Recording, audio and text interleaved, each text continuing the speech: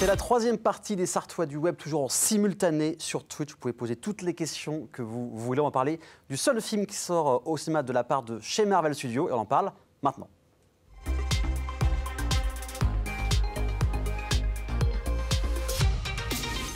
C'est le gars le plus timbré, le plus fou, l'anti-héros qui n'a aucune limite et qui brise le quatrième mur au cinéma. Il s'agit bien de Deadpool qui sort dans un prochain film dans un petit mois. Et j'ai mon équipe d'Avengers aujourd'hui, rien que pour vous, avec Alex, Jalil, PA et Brahim. Bonsoir messieurs, comment ça va ? Ça va très bien. Ça va très bien. Merci beaucoup pour l'invitation. Avec grand plaisir, on va parler pendant deux parties de Marvel, de Deadpool qui sort le 24 juillet. Alors c'est vrai qu'avant on parlait déjà techniquement. Avant, Deadpool, c'était sur la Fox. Et maintenant, c'est passé sur la bannière de Disney. Est-ce que déjà, vous, le fait que ça passe de la Fox à Disney, ça vous fait un petit peu peur, ce Deadpool, ou pas trop ? Alors, au début, effectivement, j'avais un petit peu peur. Le côté trop bienveillant, heureux, passé, c'est très violent, ce film est très violent. C'est gore, il y a de l'humour assez noir. Ouais, mais du coup, en regardant le premier trailer, on a vu que justement, ils ont réussi à désamorcer le truc avec une petite blague pour dire que voilà, on va pas être censuré, vous inquiétez pas, Deadpool reste Deadpool comme il a été dans les deux premiers films. Et il faut savoir aussi qu'il parle au spectateur, Deadpool, et il dit à un moment, c'est Disney qui va pas être content. Exactement. Voilà, donc déjà, ça met l'univers. Alors, c'est vrai que la première fois qu'on a vu Deadpool au cinéma, c'était pas glorieux. C'était vous vous rappelez, dans Wolverine, X-Men Origins. Wolverine, c'était quelque chose de dégueulasse, on va le dire. Hein. Concrètement, c'était horrible. Le film a très mal vieilli en plus. Je suis le seul à l'avoir aimé, en fait. Ah, tu l'as aimé? Ouais. Ok, mince. Alors, dis-nous pourquoi. En fait, j'ai aimé parce que j'ai aimé les origines de Wolverine. Oui, c'est ça aussi qui est intéressant. Wolverine Origins, où justement... La première partie où on le voit avec son frère dans le sabre, tout ça. C'est ça. Ça, c'était vraiment L'introduction est quand même bien faite. Hein. L'introduction est top. L'introduction est vraiment top. Et comment on pourrait, le personnage de Deadpool, par rapport aux comics et aux films, est-ce que c'est bien retranscrit ou ils ont pris un peu de liberté Non, c'est bien retransmis. Par contre, la seule chose, c'est qu'en fait, créer le film Deadpool et Wolverine, il y a très peu de comics en fait, où ils sont tous les deux. On pourrait croire qu'il y en a beaucoup. Et en fait, il y en a vraiment 3, 4. Où ils sont ensemble, ouais. Et dont un où c'est Deadpool avec Old Man Logan. Donc c'est une autre version de Wolverine, un peu comme Logan dans le film, si on devait comparer. Donc c'est vrai que ce qui rassure, c'est qu'aux États-Unis, c'est classé R, donc c'est interdit au moins de 17 ans là-bas. Chez nous, ça sera sûrement interdit au moins de 12 ans comme les autres Deadpool. Si on devait résumer cette dernière phase Marvel, on a eu beaucoup de choses, des films et des séries. Vous, Jalil, comment tu la résumerais, toi, cette phase ? Il y a eu du très bon, il y a eu du mauvais aussi. Ouais. Je pense que je suis un fan du MCU lambda. J'avoue que j'étais un petit peu déçu par quelques films, mais globalement, je trouve que ça reste quand même une bonne phase. On a eu pire, hein, je ne vais pas parler du DCU. Mais donc Batman, etc., récemment Aquaman. Voilà. Ça s'empilait pas. Alors que malgré tout, malgré qu'on a des films qui ne plaisent pas à tout le monde, Kevin Feige, donc le directeur du MCU, il arrive quand même à... on va dire empiler chaque film pour que on ait cet emboîtage à chaque fois et qu'on retrouve, qu'on retrouve des personnages dans un autre film et que finalement ça soit juste logique. Donc c'est pour ça que sur Deadpool, j'attends un petit peu de voir comment Disney va faire avec la Fox. Il faut quand même ce lien. Il y a aussi pas mal de films et séries qui vont arriver par la suite. Chacun, si vous deviez choisir dans la dernière phase un coup de cœur et à l'inverse un film ou une série, hein, ça peut être dans les deux, que vous avez vraiment détesté ou alors le moins aimé. Qui veut se lancer ? Coup de cœur, Gardiens de la Galaxie 3. C'est vrai qu'il était incroyable. Peut-être le meilleur. Oui. Ouais, je pense. Le pire il y a The Marvels qui n'était pas terrible. Je l'ai pas vu. Eh ben, ne le regarde pas. Wakanda Forever, c'était... un bel hommage j'adore Namor, mais un bel hommage à Chadwick Boseman. De 3 heures, oui. Mais voilà. C'est ça. Mais non, j'ai pas vu The Marvels. Bon, c'est... On ne dira rien. T'as pas raté grand-chose. Voilà, c'est très... J'ai vu la scène post-générique. Okay. Moi, je voulais pas aller le voir au départ. Je me suis dit, allez, on va lui donner sa chance. Bon, bah voilà. Disons que c'est très Disney, c'est très coloré. Voilà, c'est aussi... Ouais, non, puis même, je trouve qu'en termes de cohérence, ils ont du mal à intégrer justement tout ce qui s'est passé avec les Avengers avant. Enfin, c'est compliqué, quoi. C'est vraiment compliqué. Alors qu'on a eu une équipe féminine en plus dans les comics avec She-Hulk, Captain Marvel et tout ça, et qui était très très bien la série en plus, qui était très très bien. Et là, ils n'ont pas suivi ça déjà, c'est dommage. Donc il y a aussi une surproduction, il y a quand même beaucoup de séries, de films. C'est vrai que c'était annoncé qu'il y aurait moins de contenu pour que ce soit plus qualitatif. PA, toi, si tu devais avoir un coup de cœur, et un autre coup, mais pas de cœur. Bah, en fait, alors c'est le moment de reconnaître que moi, depuis un petit moment, j'avoue que je me lasse quand même pas mal du MCU. Ça fait quand même 16 ans, cette année. Je picore un peu à droite à gauche, mais c'est vrai que j'ai un petit peu de mal. Je trouve que depuis Endgame, en fait, 5 ans. Je trouve que c'est très compliqué. En fait, je pense que c'est lié en partie à un truc, c'est que les 2 premières phases, en fait, ça concernait des héros que tout le monde connaît, qui sont très iconiques, même auprès du grand public. Et Captain America, Hulk... Puis des acteurs aussi, quand tu as un Downey Junior qui incarne Iron Man, qui a beaucoup de charisme... Il a porté pour moi les 2 premières phases du MCU. Et c'est vrai que je trouve qu'ils ont un petit peu de mal à trouver vraiment un fil rouge, un vrai passage de flambeau. Alors d'un côté, c'est intéressant parce qu'on voit beaucoup de trucs qu'on voit peut-être moins, que le grand public connaît peut-être moins. Mais ouais, je trouve qu'ils peinent à te proposer quelque chose de vraiment excitant, en fait. C'est surtout ça le problème. Donc il n'y a pas vraiment de film qui te... Pas plus que ça, voilà. Ouais, non, vraiment, c'est toujours un petit peu mouif. C'est toujours jamais très enthousiaste. Donc ouais, non. Après, c'est vrai que ça fait 16 ans. C'était Spielberg, il y a 10 ans, qui avait dit ça va être comme les westerns, il va y avoir une phase super-héros au cinéma, et que ça se trouve à un moment donné, on va se lasser. Ça a été la même chose dans les comics, d'ailleurs. Il y a une période aussi... dans les années 40-50, c'était l'âge d'or des super-héros. Après, ça s'est essoufflé après la Seconde Guerre mondiale. Du coup, les gens avaient moins cette envie de super-héros. Et du coup, on a eu la période western, d'ailleurs, la période romance et la période horreur.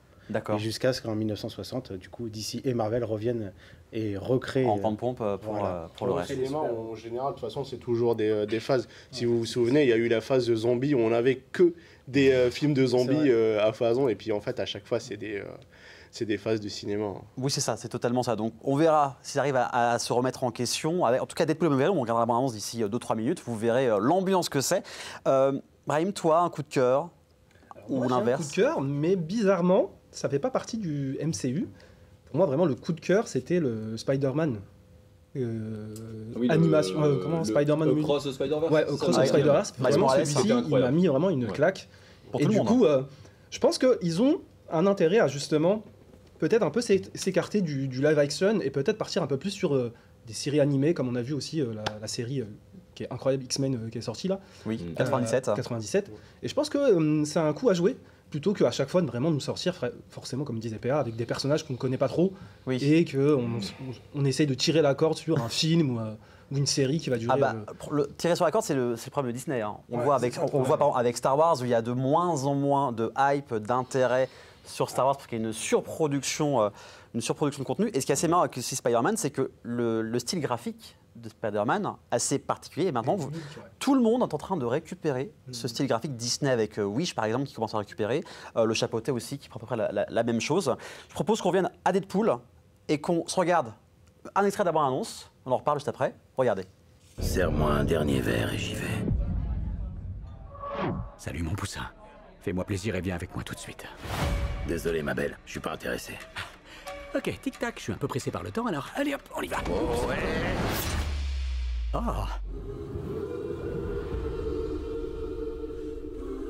Je suis sur le point de perdre tout ce qui compte à mes yeux.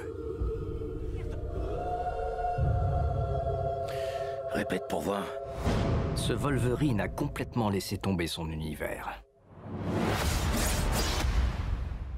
Tu veux me parler de ce qui te tourmente ou tu préfères attendre la scène du flashback? Je sais pas comment sauver le monde. Mais toi, tu sais faire. Crois-moi, petit, je suis pas un héros. T'étais un X-Men. T'étais le X-Men. Qu'est-ce que c'est bête, un garçon? Mais c'est de ça que je parle. La super méga grosse scène au ralenti.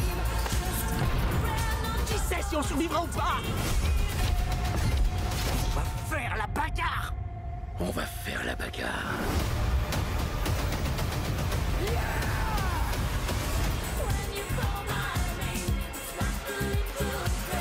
Sorti le 24 juillet, il y a même des séances à minuit dans beaucoup de cinémas en France. La dernière fois, c'était pour Avengers. Est-ce que déjà, le fait que ce soit à minuit, c'est un signe qu'il soit hyper attendu, selon vous? Je pense que oui, il est énormément attendu. Vu le succès de Deadpool 1 et Deadpool 2, même si ça a été repris par Disney, je pense que c'est très très attendu. Surtout avec Wolverine et le retour de Hugh Jackman. Alors c'est vrai que les gens, de ce qui se passe à la fin de Logan, une fin tragique, les gens se sont dit mais pourquoi il revient Jackman? Il faut dire aussi qu'avec le multivers, c'est un autre Wolverine d'un autre univers, ça? Ou de voyage dans le temps. C'est vrai qu'il va jouer. J'ai pas plus d'infos, mais je pense que c'est plus du voyage dans le temps. Ouais, c'est ça, en fait, je crois que ça fait un lien avec Loki, du coup, avec le TVA. Et il me semble que, effectivement, c'est un autre Wolverine, du coup. Bon, c'est Hugh Jackman qui a porté le costume plusieurs fois, mais du coup, c'est pas celui qu'on connaît à travers les films qu'on a eu précédemment. C'est dû à la fin de Deadpool 2, où justement il a la montre de Cable, et du coup il peut voyager dans le temps. Et il répare justement son MCU, dont notamment son passage dans Wolverine Origins. Oui, qui était, en tout cas visuellement, le corps, c'était très bizarre à l'époque. Donc il y a pas mal de choses. Alors aujourd'hui, si vous voulez voir de nouvelles images, évitez pour ne pas faire spoiler. Alex a regardé tout à l'heure, il croit que c'est la bande-annonce et il y a un très gros spoil sur la bande-annonce d'aujourd'hui. Alors là, c'est vrai qu'on voit plein d'images et là, on voit du coup Ant-Man géant qui est mort. Et je crois que c'est dans Old Man Logan, c'était pas quelque chose comme ça? C'était dans Old Man Logan, le comics, justement, où il y avait Giant qui était décédé et du coup, il vivait un peu dans son squelette, donc c'est un peu ça. Et là, on voit la sœur de Charles Xavier aussi. Oui. Alors, est-ce qu'on peut savoir qui c'est exactement, les pouvoirs qu'elle a? Elle peut contrôler du coup aussi Alors, c'est la sœur maléfique de Charles Xavier, en fait, c'est sa sœur jumelle. Ok. Et du coup, Charles Xavier l'a tuée dans le ventre de leur mère. D'accord. Ouais, mais en fait, c'est pas vraiment sa sœur, c'est un... Comment on appelle? J'ai pas le mot. C'est un clone peut-être? Non, c'est même pas un clone, c'est quelque chose de maléfique, c'est comme un cancer en fait qui était là et du coup Charles Xavier a réussi à le tuer dans le ventre. Et après, j'ai plus trop suivi vraiment comment elle est ressortie, mais bon, de toute façon, personne n'est vraiment mort chez Marvel. Oui, c'est vrai. Donc clair. Elle est là. Elle est là, on le saura. Et elle en veut à Charles Xavier parce que du coup, il a essayé de la tuer. Il est rancunier. Dans le ventre. tout ça pour ça, c'est clair. Alors on sait qu'il y aura beaucoup de caméos, d'apparitions de super-héros. Là, en fait, Marvel peut s'amuser concrètement. Si vous deviez avoir un personnage Marvel qui était déjà au cinéma, que vous voudriez revoir ici, ce serait qui? Même dans les comics. Après, avec Deadpool, c'est un peu open bar. On peut s'attendre presque à tout. On peut avoir Robert Downey Jr. pour l'apparition. Pourquoi pas? Ouais, pourquoi pas. On a le retour du Jackman, donc pourquoi pas Robert Downey Jr. Après, justement, avec Deadpool, comme je dis, on peut s'attendre absolument à tout. Donc, en fait, on peut faire une wishlist infinie, quasiment. Bon, après, le film dure pas non plus 3 heures. Il dure 2h10, je crois. Faut qu'il raconte quand même quelque chose. Ça. Après, c'est pas tant, comment dirais-je, d'attendre tel ou tel personnage, c'est aussi, il faut que ce soit bien amené quand même. Faut que ça serve, faut qu'il y ait un gag intéressant. Enfin, voilà, ils ne peuvent pas non plus faire tout et n'importe quoi parce que sinon ça devient Astérix, la Terre du Milieu, où on a des caméos dans tous les sens qui servent à rien. Voilà, on a compris. Bon, je ne voudrais pas que Deadpool soit comparé à Astérix. Ouais, non, ce serait vraiment pas flatteur. Est-ce qu'il y aurait du coup un personnage qui t'intéresserait ou tu... Déjà, revoir Hugh Jackman, moi, déjà c'est bien. Même si c'est son 12e film avec Wolverine, je crois. J'ai perdu le compte. Mais moi, ça me fait plaisir de le revoir faire de la gonflette à l'entraînement, à la salle, pour reprendre son rôle. Ça sent qu'il a vraiment envie, qu'il est motivé. Rien que ça me fait plaisir. Après, que du bonheur, que du bonus. Après, voilà, si on peut voir d'autres mutants qu'on n'a pas forcément encore vus, parce qu'il y en a beaucoup dans l'univers du X-Men. On avait Domino, par exemple, dans le Deadpool 2, qui était absolument fantastique. Je sais pas, franchement, ils peuvent faire ce qu'ils veulent. Tu verras bien. Ouais, non, moi, je leur dis, allez les gars, faites-vous plaisir, moi j'attends. Servez-moi, je déguste. C'est ça. Je suis pas difficile. Je suis un peu comme PA, franchement, moi si... Tu te laisses aller, tu verras bien le jour J. Je suis très bon client de Marvel, peu importe ce qu'ils me servent d'habitude, je mange. Après, voilà, si je pouvais avoir un petit Hulk, franchement, ça serait juste génial, qui est délaissé le pauvre. Donc ça serait quand même cool de revoir Hulk. Allez, lequel Hulk des 3 acteurs? C'est une très bonne question parce que maintenant, en fait, vu que Disney, ils ont clairement carte blanche, ils ont pratiquement toutes les licences, ils peuvent faire ce qu'ils veulent. Après, pour Hulk, il me semble que c'est toujours Universal ou... il y a des problèmes de droit par rapport au cinéma, voilà, il y a des petits problèmes de droit, mais à part Hulk et Spider-Man et encore vite fait, là, ils ont carte blanche. Franchement, faites-nous plaisir, faites-nous kiffer. Hein. Ouais. Il y a eu des problèmes avec Edward Norton, justement, qui s'est pris la tête avec Kevin Feige. C'est pour ça qu'il a été exclu du MCU. Après le rôle. Il a repris. Brahim, un personnage ou comme tout le monde, tu attends de voir? Que j'aimerais bien voir. Enfin, j'aimerais bien qu'ils introduisent du coup peut-être les 4 Fantastiques. Ça serait vraiment cool. C'est un film qui sort... qui est censé normalement arriver. Ils y arriveront un jour. C'est ça. Il y a le casting qui sort l'année prochaine, logiquement, c'est ça. Qui normalement pour la 6 il me semble de leur MCU, et sinon le Ghost Rider, j'aimerais bien Alors ça tombe bien que tu en parles parce qu'il y a des grosses rumeurs en ce moment qu'on quoi serait Ryan Gosling qui serait pris comme Ghost Rider pour Marvel. Oui. Alors ce sont des rumeurs avec des pincettes quand même. rien n'est officialisé, un Ghost Rider. Pourquoi pas Nicolas Cage de retour. Bon, c'était pas les meilleurs films du monde, mais... Ouais, mais ça ferait un beau clin d'œil pour un Deadpool Wolverine. Qu'il y ait Nicolas Cage déguisé en Superman, quand il avait essayé le costume durant le casting. Ça, ce serait drôle. Ou alors, justement, un Ghost Rider. Et puis faire un clin d'œil à ça, ça pourrait être pas mal. Tout est possible avec Deadpool et Wolverine. On continue à en parler avec mes Avengers à moi. Après la pub, alors à tout de suite.